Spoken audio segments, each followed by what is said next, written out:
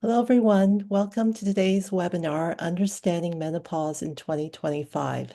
This event is part of the UCSF International Women's Day celebration. I'm Pauline Lee with UCSF Family Services, and with me here today is Family Services Director Natalie Larson. I'm delighted to introduce our speaker, Mindy Goldman, MD. She is a clinical professor in the UCSF Department of Obstetrics, Gynecology, and Reproductive Sciences and director of the UCSF Gynecology Center for Cancer Survivors and At-Risk Women. This talk is being recorded, and the link to the recording will be emailed to everyone who signed up for this event. Thank you for submitting questions for Dr. Goldman during the webinar registration process. She will cover many of the questions during her presentation. If you have additional questions, please enter them in the Q&A. Now I'll turn it over to Dr. Goldman. All right, thank you very much. And I'm really happy to be here. And what I wanted to do is sort of give you some basic information about menopause in general, perimenopause and menopause, talk about treatment options, sort of give you updated information about hormone therapy, because I think a lot of people oftentimes have questions or misconceptions about that. And then I'm going to leave time at the end to answer any questions.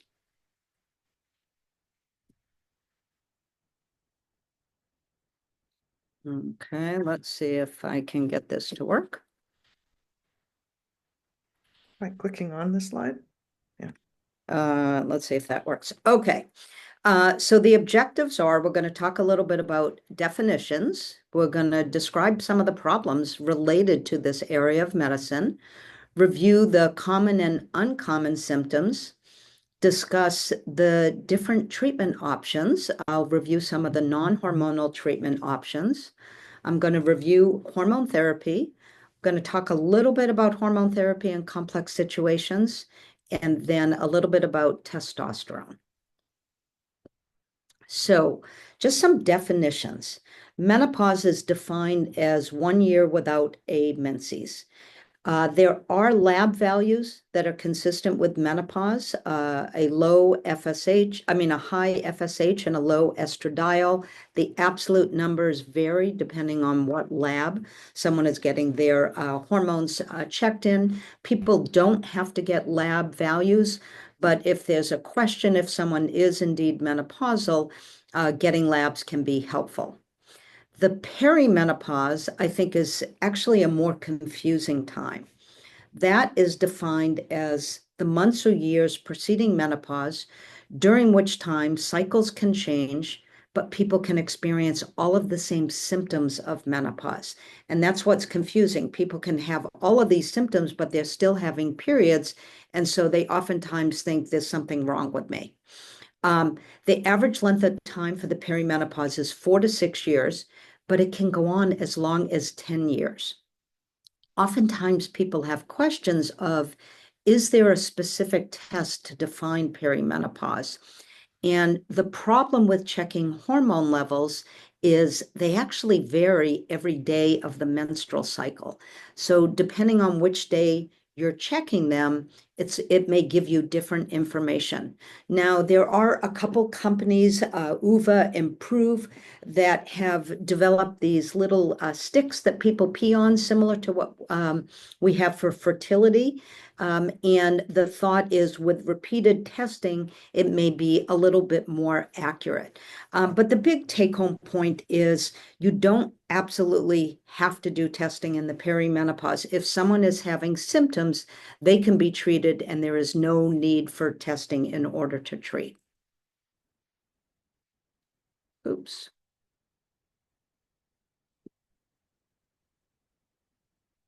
Okay, so why are we talking about menopause here at work? The main issue is that there are problems having to do with access and expertise. There is a real care gap in this area of medicine. There's currently 57 million women between the ages of 40 to 64 that are symptomatic. The statistics are 75% of people who seek care for menopausal symptoms don't get it. Half of the counties in the United States don't have an OBGYN. A recent survey of OBGYNs said that 86% did not feel they were adequately trained in menopause, and it's even worse for other areas like primary care. And at least in the perimenopause, women often consult 6+ doctors about their symptoms before they get the right care. As I said, 57 million women experience symptoms every day.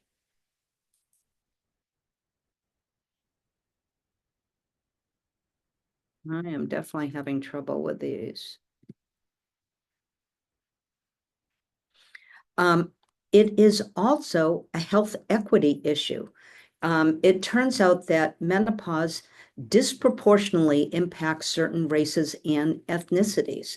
This was a study that was done by one of the telehealth companies, not the one that I am with, Mindy, but another one, where they had surveyed a number of their patients. And what they found is that Black women had greater symptom severity.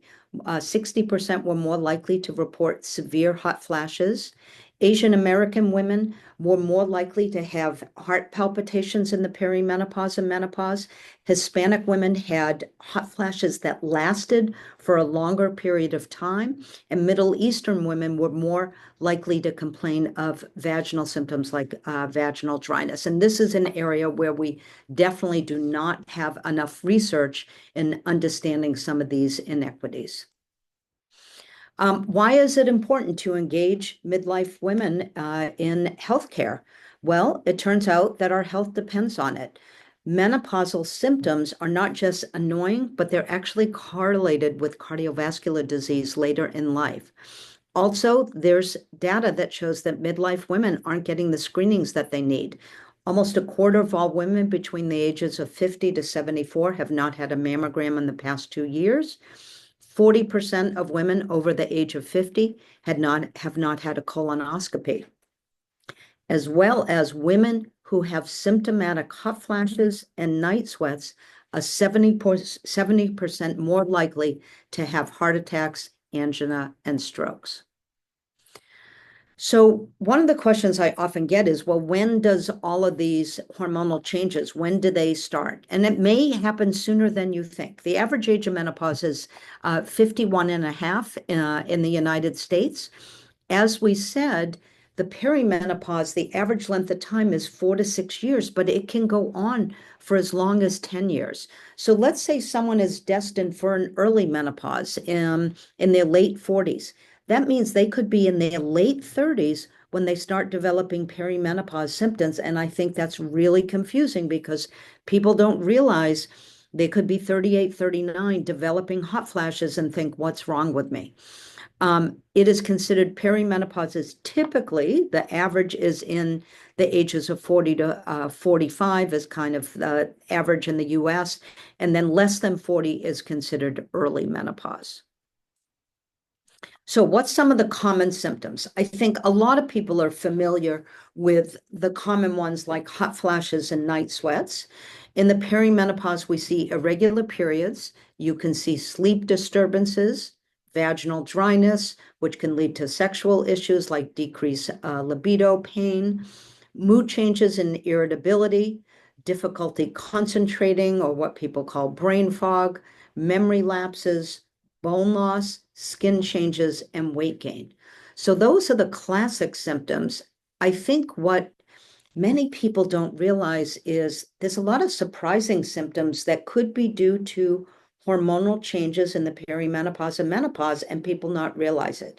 So breast soreness, generalized itching, tingling, dental issues, joint pain, muscle tension, muscle aches, burning mouth, electric shock sensations, bloating, digestive changes, thinning hair, brittle nails, irregular heartbeat like palpitations, headaches, migraines, dizziness, new onset allergies, changes in urinary habits with new onset stress incontinence, body odor, fatigue, depression, anxiety, panic disorder, and many, many more.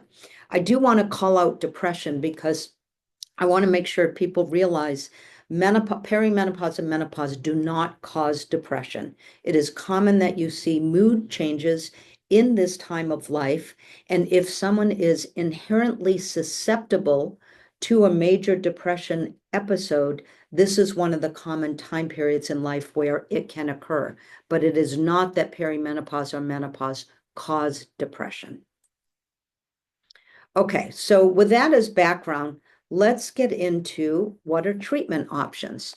And primarily, when you start looking at a lot of the literature, the treatment options are focused on a lot of the temperature dysregulation, so hot flashes and night sweats.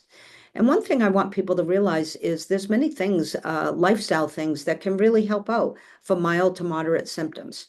So dressing in layers, using fans, open windows at night, decreasing stress. We know that stress can bring on hot flashes, smoking cessation if people smoke, avoiding caffeine, alcohol, spicy foods. What I'll often talk to patients about is try and identify what your triggers are, because if you're able to identify them, then you can avoid them. And the theory is what it's doing is lowering the thermoregulatory zone. And again, this does work for mild to moderate symptoms. For more severe symptoms, it's usually not going to be sufficient. Weight loss. So if someone is obese, there is evidence that weight loss can be associated with decreasing symptomatology in menopause. It is not for people that have normal body mass index who aren't obese, but if someone's obese, weight loss can decrease symptoms. Timed eating. So what this can, the one that I talk about, there's many ways that people can do timed eating or intermittent fasting, but really what you want to make sure you do is not eat too close to bed. Because what happens is if you have a large caloric load close to bedtime, when you're sleeping, metabolism is slower. So if you just threw in all these calories, people tend not to sleep as well as when you metabolize food, it can give off heat. So it can worsen nighttime hot flashes and night sweats. So recommendations are at least 3 hours after dinner with nothing other than water, and that will allow for improved sleep and less frequent hot flashes and night sweats. What about exercise? So exercise can be really helpful, and there's some evidence that it can decrease symptomatology, but you want to make sure that you're not exercising too close to bed because that can increase body temperature. There's a lot of other reasons to exercise, though. 150 minutes a week, divided times, interval cardio is helpful for decreasing the risk of cancer. Breast cancer, colon cancer, esophageal cancers, and some other GI cancers. So there's lots of reasons it can help decrease symptoms of perimenopause and menopause, and it decreases your risk of getting cancer. Exercise is also, we're going to talk a little bit about bone health, but exercise is important. Weight bearing for bone health, recommendations are 45 minutes 3 times a week to help maintain and promote bone density. What about integrative supplements and botanical options?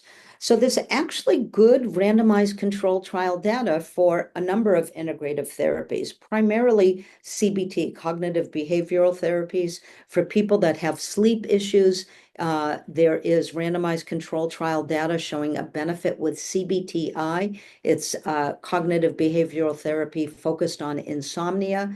There's also data for yoga, hypnosis, mixed data with acupuncture, but oftentimes helps out with many other symptoms. But in terms of specifically looking at hot flashes, the data's been a little bit mixed.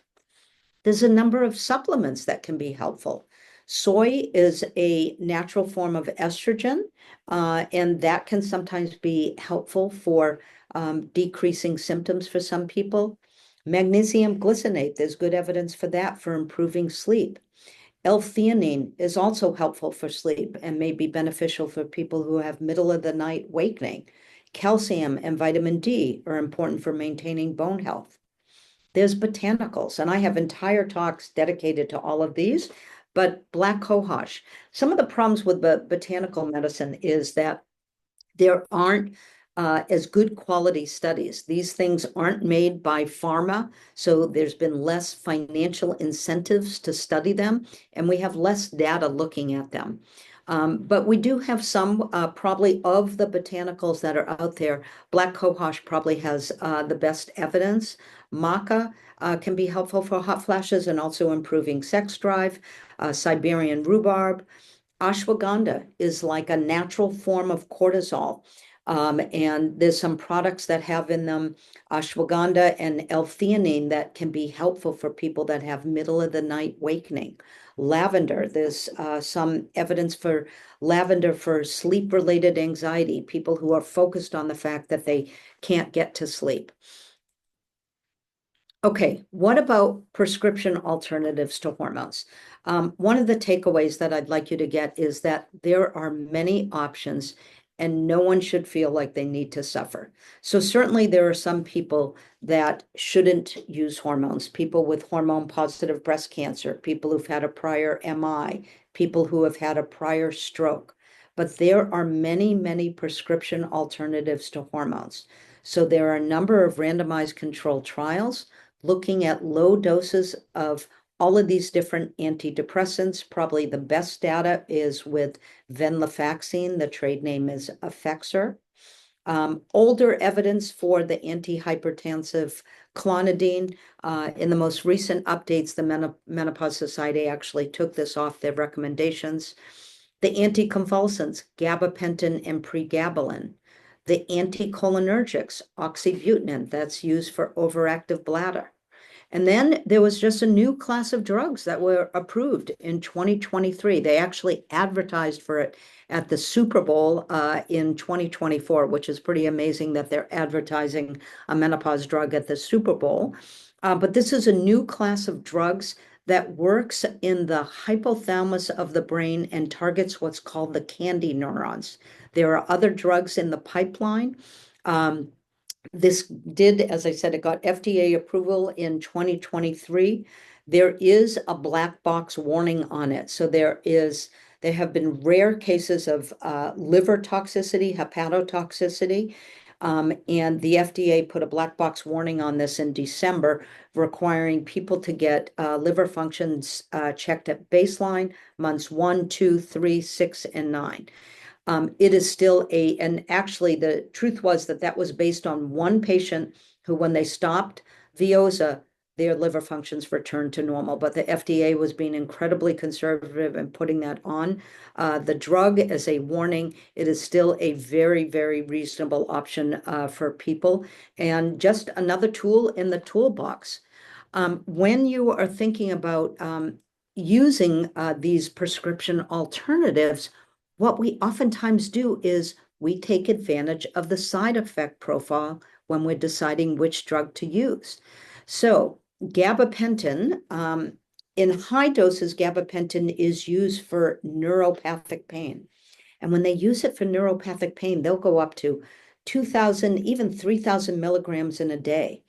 It turns out if you use 100 or 300, that can be at night before bed, that can be very effective for decreasing nighttime hot flashes, but gabapentin causes sedation as a side effect. So I'm going to prescribe that to someone who's having more of their temperature dysregulation at night. Venlafaxine is an antidepressant. If someone has mild mood changes and menopause symptoms, I'm probably going to use that or one of the other drugs in the antidepressant category.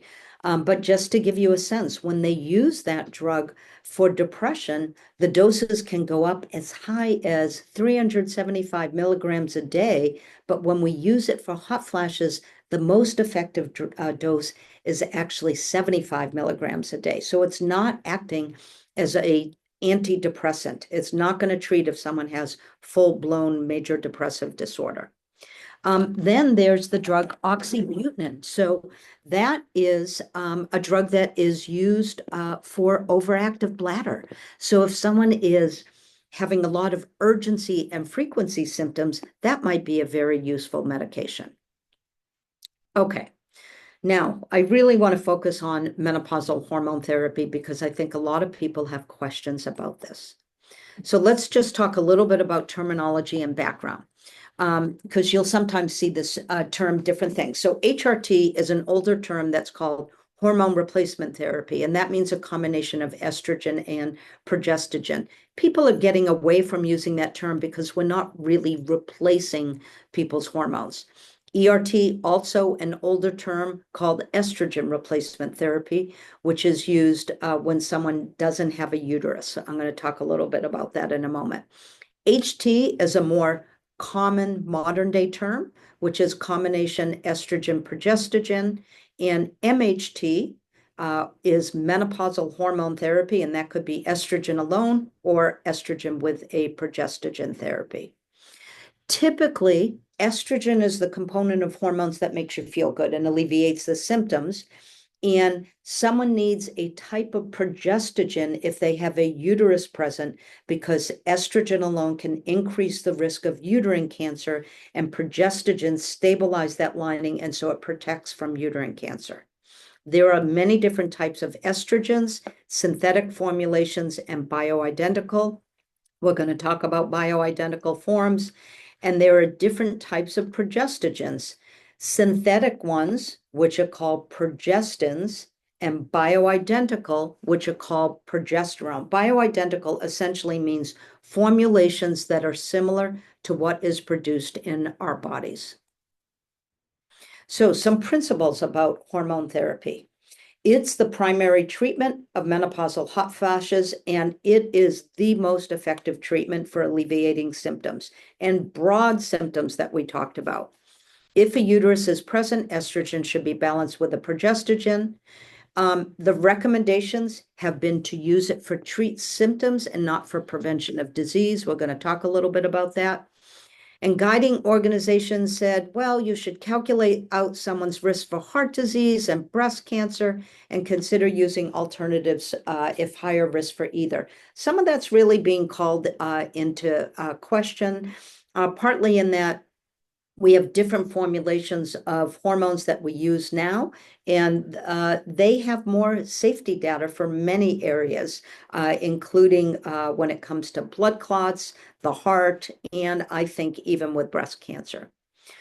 Prior recommendations when it came to hormones were use the lowest dose for the shortest duration, typically less than 5 years, and definitely to stop by age 60.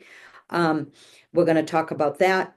And general recommendations are when you stop someone, you should do a slow wean rather than abruptly stopping, which could cause a resurgence of symptoms. So where did our recommendations come from? I want to talk a little bit about this older study. It's now more than 20 years old, but it is impacted things up until the present. So much of the guidance about hormones is based on the WHI, the Women's Health Initiative. That came out in the early 2000s. And prior to that, hormones were the main treatment of menopausal symptoms, but they were also used to prevent disease. Cardiac disease, which is the #1 cause of death for women and men, osteoporosis, and possibly dementia. So then in the late 1990s were the first well-defined studies called the HERS studies. It actually came out of here, where they looked at women who had already had a cardiac event to see if they gave them hormones, did it prevent a secondary cardiac event? And lo and behold, it did not. And people said, well, that's sort of interesting. But what you want to do is look at healthy menopausal women who don't have heart disease and see if you give them hormones, does it prevent heart disease? And so that was the design of the Women's Health Initiative. It was considered the gold standard. It was a prospective randomized control trial designed to see whether hormones protected against heart disease and other diseases in healthy postmenopausal women. It was not in any way designed to see whether hormones are beneficial for treating symptoms. And there were a whole different number of trials as part of this. The hormone therapy, there was a calcium trial, a dietary trial. It was done at 40 centers across the US, huge numbers of women, more than 68,000 women. The big thing is because they were looking at heart disease as an outcome, they chose to look at an older age population. The average age was 63, but remember, we said the average age of menopause is 51. So this was looking at an older age population. Only 10% of people were early menopausal between the ages of 50 to 54. And what they did was people who had a uterus got estrogen and a synthetic progestin. It was called Prempro, an oral pill. And women who had who did not have a uterus got estrogen alone in the form of a pill called Premarin. They chose those drugs for certain reasons. They were the most commonly prescribed hormones in those days, as well as the drug company that made them help to underwrite the study because they anticipated finding cardiac benefits. The study was scheduled to be completed in 2005, and there was a lot of bad press in May of 2002 when the Prempro, the estrogen progestin arm of the study versus placebo, was stopped early because it surpassed the threshold for breast cancer, and it also surpassed thresholds for heart attack, strokes, and DVT. The estrogen only did not find an increased risk of breast cancer, and it continued, and it terminated 1 year earlier because it didn't protect against heart disease and stroke, similar to the other arm, but not because of breast cancer. The press entirely took off with the results. Everyone thought hormones cause breast cancer, and the fallout from this has persisted to current day in 2025. So what were the results? There were negative results. The Prempro arm of the study, there were higher risks of heart disease, strokes, clotting events, breast cancer. The estrogen-only arm, higher risks of stroke. There were beneficial outcomes. The combination Prempro arm, lower risks of colorectal cancer, reduced hip fractures, and the Premarin arm, reduced hip fractures and lower breast cancer. I'm only going to talk about two areas that I want to do a deeper dive, the cardiac and breast cancer risks. So what they found was after a mean of 5.2 years in the Prempro arm of the study, there was a 29% increased risk of heart disease and a 41% increased risk of stroke. What do those percentages mean? The absolute events are not that high, but there were 19 additional cardiac events per 10,000 women taking HRT versus each year versus placebo, and the risks were mainly in older women. For estrogen alone, the Premarin only, they found no change in heart disease events, and they did find a 39% increased risk of stroke. Now, it's important to realize that this was not seen in women who are under 60. In both groups, for women who were under 60, there were lower cardiac events. And that's led to what's called the timing hypothesis. And the timing hypothesis says the risks and benefits of hormones differ depending on the age of the patient and years since menopause. And if you start hormones early, it's thought to be beneficial for heart disease, but if you start them late after age 60, it's thought to potentially increase the risk of heart disease. So why is that? Well, the theory is that estrogen affects coronary vessels in a way that makes them less sticky, and platelets and all the factors that form plaques don't come in. And so if you start someone early, you prevent that from happening. But if you wait to start someone on hormones well past 60, they probably already have plaques in their vessels. So you can do all of those changes, but it's not going to impact heart disease. So that's the theory, at least. So what's happened with regards to heart since then? Every year, the WHI has had annual health updates on various health outcomes. There are many, many, many different publications that have been since this came out, and they have had follow-up after women stopped their hormones, and they found net neutral cardiac effects and no difference in dying of heart disease.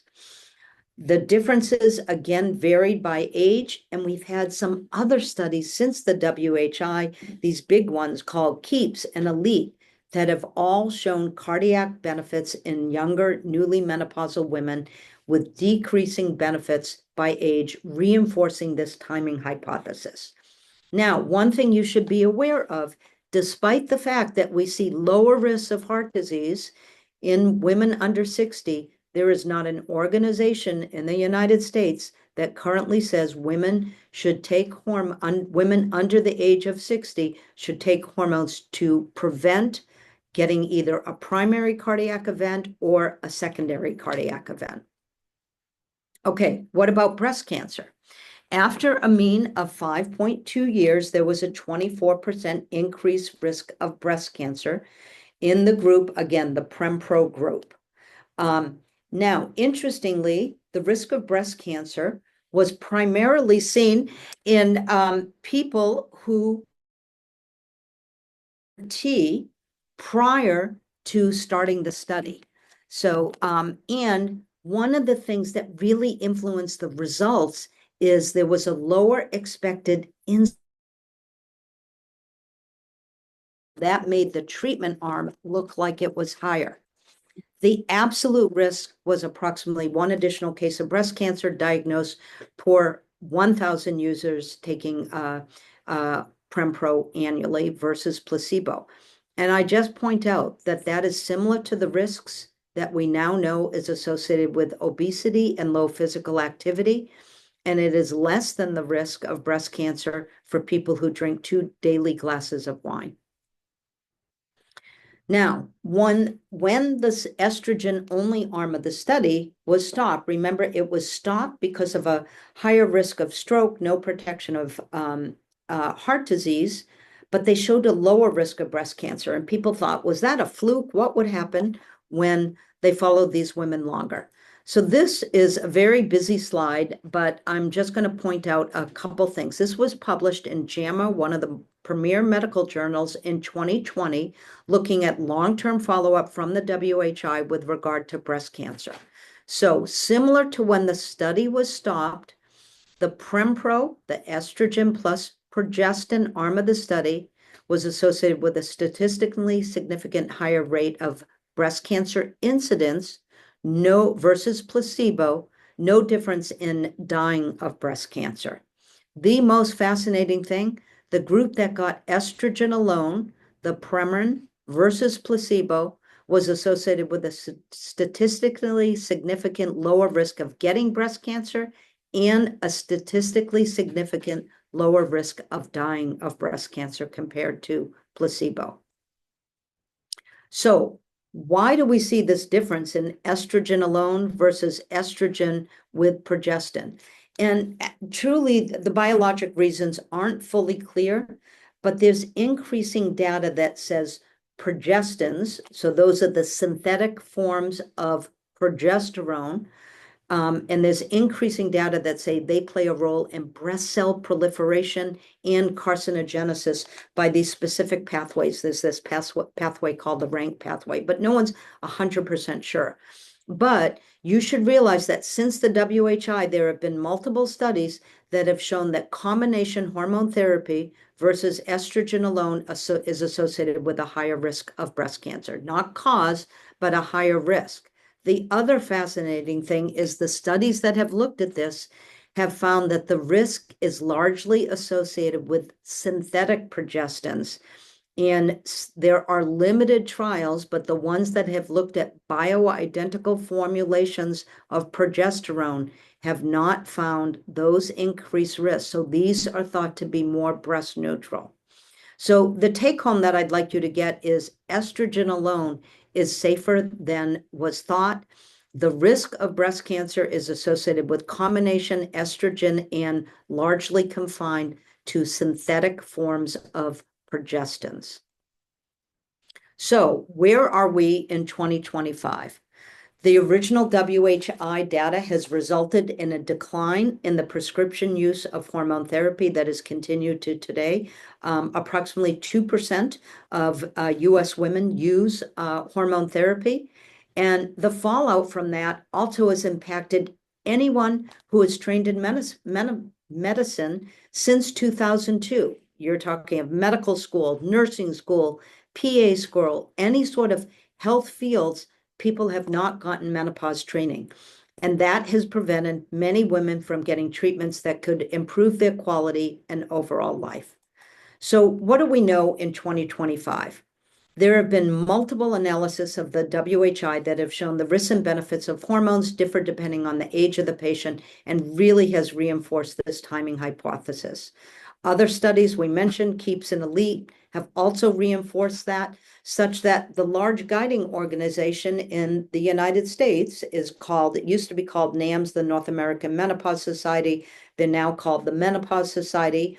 They changed their position statement in 2017 and reinforced it in 2022 that says women should use the type, dose, and duration of hormone therapy that is appropriate and individualized to the symptomatic women in menopause. So no more of the 5 years only, the risks outweigh the benefits after 5 years. What else do we know? Okay, so let's talk a little bit about bone health. Estrogen is FDA approved for prevention of osteoporosis. So if someone has mild bone loss, osteopenia, estrogen is a very viable treatment option for people with osteopenia. Bone density testing is recommended at age 65 or earlier for any risk factors. And there are many risk factors for bone loss. Someone who went through menopause at an early age, someone who has a sedentary lifestyle, smokers, being on steroids, family history of osteoporosis. So there are many people who can get or should get bone densities before the age of 65. Bone health also includes calcium, vitamin D, and weight training. What are the calcium requirements? Under age 50, 1,000 milligrams daily. 51 and above, 1,200 milligrams daily. The best sources are from food, but many people need a supplement after menopause. It's recommended the supplements are mainly in 500 or 600 milligrams in the supplements. It's not recommended to go above these recommendations in dosing because too much calcium can actually be bad from a cardiovascular standpoint. Vitamin D helps with calcium absorption. What's the requirements from that? For under age 50, 400 to 800 international units daily, 51 and above, 800 to 1,000 international units daily. Best source of vitamin D is going out in the sun, but many people need some supplemental vitamin D if they don't get enough exposure. What else do we know about hormones now? We know that if people start hormones early, that there's metabolic benefits, cardiovascular benefits, and there are some studies that say it may be associated with a lower risk of dying.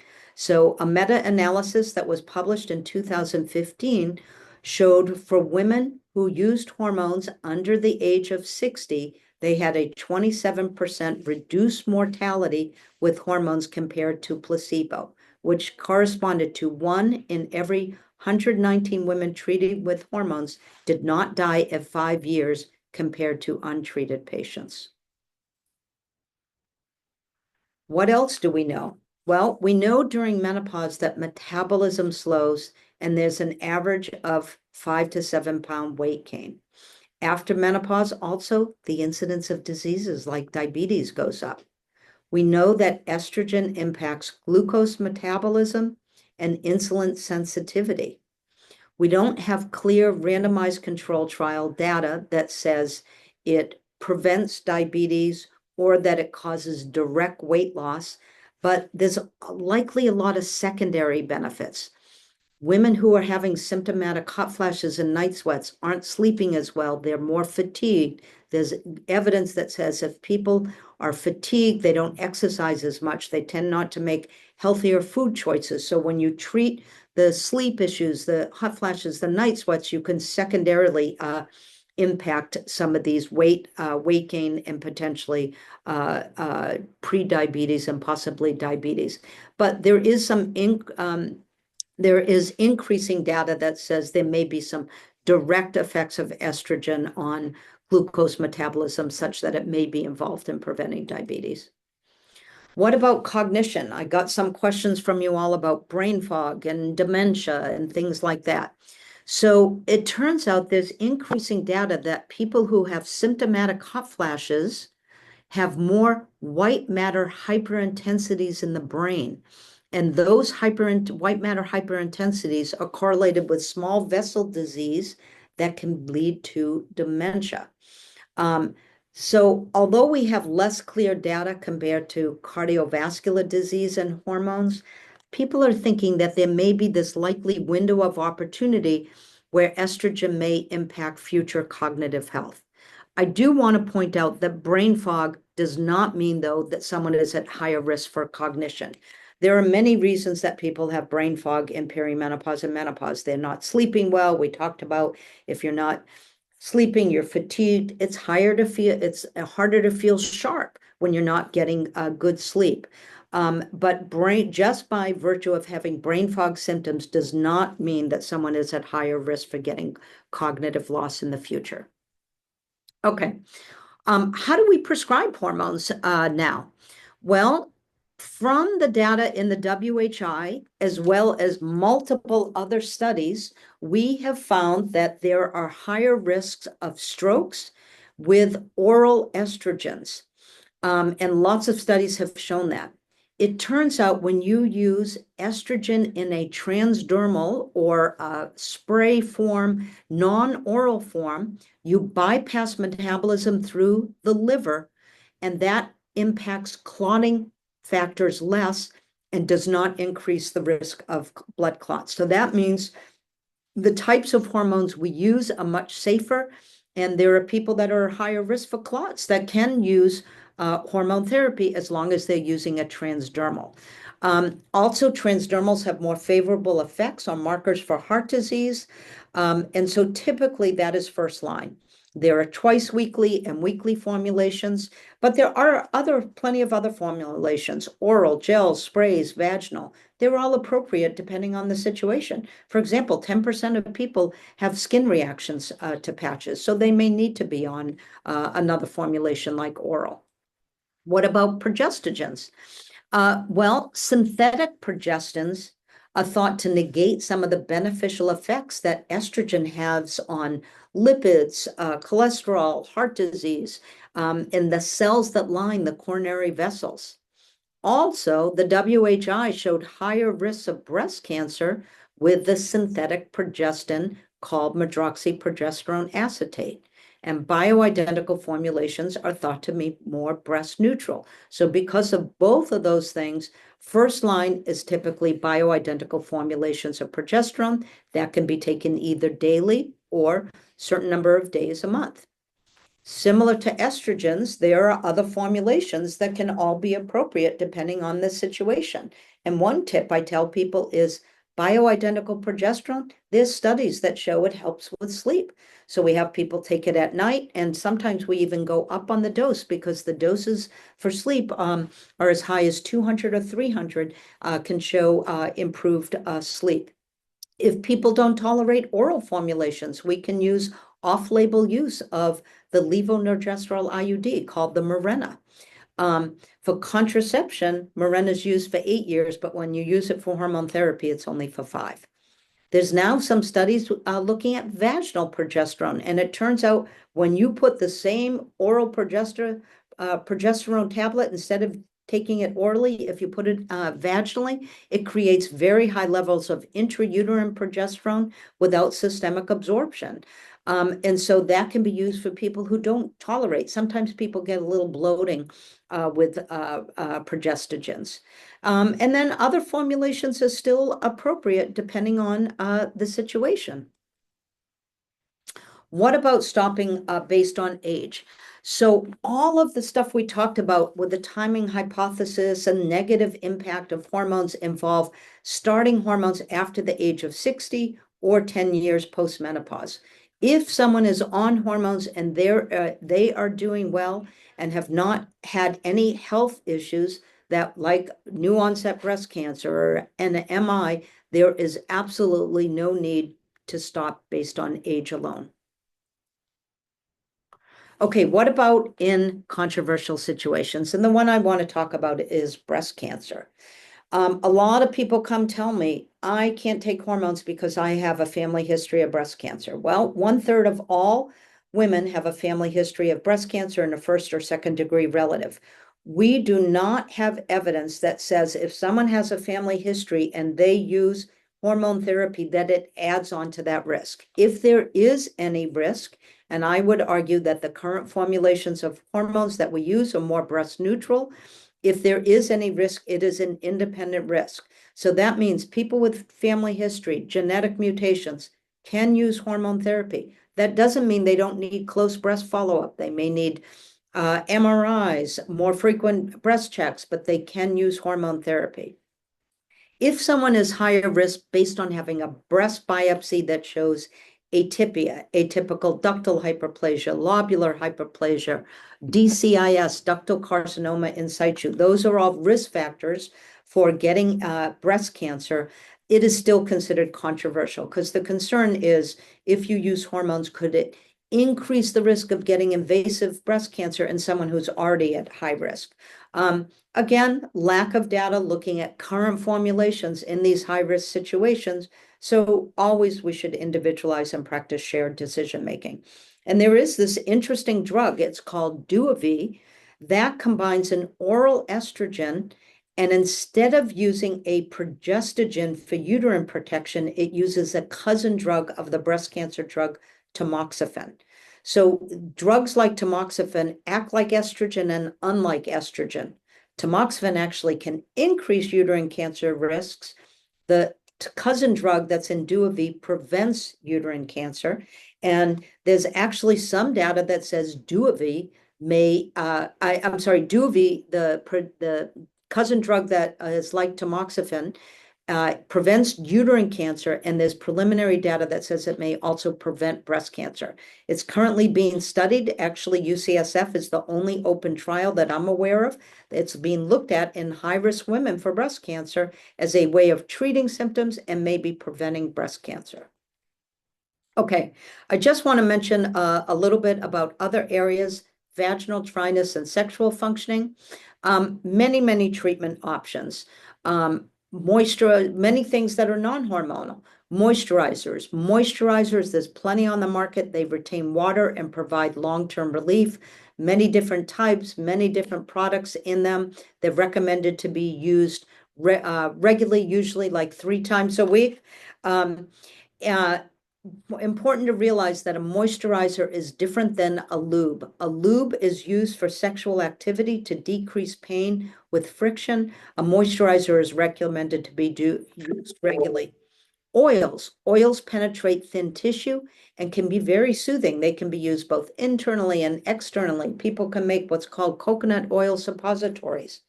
There's pH balanced agents. If someone's getting a lot of infections like yeast or bacteria, pH balance agents can restore the natural environment. Soothing agents for vaginal or vulvar pain. Topical anesthetics like lidocaine, that's over the counter. People can rub it along the opening 10 to 15 minutes prior to intercourse. That can help out for pain along the opening. And then lubricants for sex. What about vaginal hormones? Estrogens improves blood flow, tone, and lubrication, and is the most effective option. There are many people that will be on hormone therapy to treat their hot flashes, night sweats, brain fog, joint pain, but still need vaginal hormones for vaginal dryness and pain with sex. Vaginal estrogen comes in creams, rings, suppository formulations. None are more effective than others and should be based on preference and cost. And it's virtually safe for all patients, including breast cancer survivors. For breast cancer survivors, there's certain formulations we recommend. The ring and the suppositories, as there are studies that show that they are associated with minimal systemic absorption into the bloodstream. In general, vaginal dryness and pain should be addressed before we address sexual dysfunction or low libido. If it hurts to be touched or have penetration, it's going to typically set something up of who wants to do something that's painful. We have plenty of treatment options for low libido. There are FDA-approved drugs in premenopausal women. They can be used off-label in postmenopausal women, but dryness and pain should be treated first. The last few slides, I want to talk about the difference between bioidentical and compounded because people misuse these terms. Bioidentical means hormones in the product that are chemically similar to those produced in the body. There are many commercial bioidentical formulations of estrogen and progesterone that are available. Compounded bioidentical are customized formulations made in compounding pharmacies and may include different types and doses and given in variable formulations, creams, pellets, and implants. All of the large guiding organizations in the US have position statements about these compounded formulations and say that the evidence is lacking to say that these are better or safer compared to conventional menopausal hormone therapy. And because many times there aren't studies that have been done to ensure purity and efficacy in compounded formulations, there's lacking in efficacy and safety data. So I want you to realize there's plenty of bioidentical that you can get at your Walgreens, Rite Aid, CVS that are going to be covered by insurance. Common questions that I get. Can you use hormone therapy in the perimenopause? Yes. But realize when we give hormone therapy doses, it's about 1/3 to 1/5 of what's in a contraceptive hormone. So it won't prevent ovulation or provide contraception. But if someone is perimenopausal and they're having symptoms and they don't need contraception, you can certainly give them hormone therapy. However, if someone's perimenopause and they're having irregular bleeding as part of their perimenopausal symptoms, then we're more apt to use contraceptive doses like the birth control pill or the Mirena IUD because that will control the irregular bleeding. Postmenopausal hormone therapy will not control irregular bleeding. And then the other question I get is, should testosterone be included in hormone therapy? So testosterone is not FDA approved for women, and it's considered a controlled substance. So there's a lot of hoops to prescribe it for women. You have to use either a compounded formulation, and we already said there's issues. You need to ensure if you're using a compounding pharmacy that they do third-party testing to ensure that it's safe and effective. Or you can use 1/10 of a male hormone dosing, but that's difficult because it's a controlled substances, the laws are you're not supposed to give a woman more than 3 months supply. And if you give them a male hormone dosing, usually the way it's packaged, they're going to get more than a 3-month supply. What's the evidence for testosterone in women? The best evidence is improving sexual functioning in postmenopausal women. We clearly have evidence for that. So if someone finds they're on hormone therapy, but they have low libido, reasonable to consider adding it. There is interest in, and there is some emerging evidence for testosterone for increasing bone muscle mass, improving metabolic function, bone health, and cognition. We have much better data with men for bone health and muscle mass than we do for women, but it is emerging. So if patients understand that that is emerging and they want to try it, it is a reasonable thing to try. How is it dosed? Usually 1 to 5 milligrams daily, and we check hormone levels to measure total and free testosterone, and we want to make sure they're maintained in certain ranges. People ask, what about breast cancer survivors? We don't have clear safety data, particularly for breast cancer survivors who are on aromatase inhibitors. So usually we don't recommend. Okay, and I apologize because I realize I'm ending with only a few minutes, but menopause is really having a moment, and the medical community and the public really need to move past the WHI. For the vast majority of women in the perimenopause and menopause, hormone therapy is a great option for treating symptoms, and if it's initiated at the appropriate time, it can prevent heart disease, bone loss, and potentially cognitive loss, and maybe even decrease mortality. And there is no reason to stop based on age alone, and absolutely no one should have to suffer. And with that, I thank you for your attention, and I am sorry that I left with only 3 minutes in time. I guess I could I see 47 questions that I am, if you want, I am happy to go through and try and answer some of these. One of the things I do want to make sure people realize I am not, I am giving you this as general information, not direct patient care. So I can't answer direct patient individual questions, but I'm happy to answer general questions and respond to these. If you guys want to collect them, I'm happy to respond to them afterwards. And thank you very much. Okay, Mindy, I will send you the questions and you can look through them and see which ones are appropriate to answer. But I want to thank you so much for making time in your hectic schedule to share your expertise and your knowledge with all of us. I learned a lot. I'm sure everyone did as well. And I also want to thank Dorothy, our ETS technician, for supporting us throughout this event. And a big thank you for all of you for joining us this afternoon, joining us today. Have a wonderful afternoon. Thank you all very much.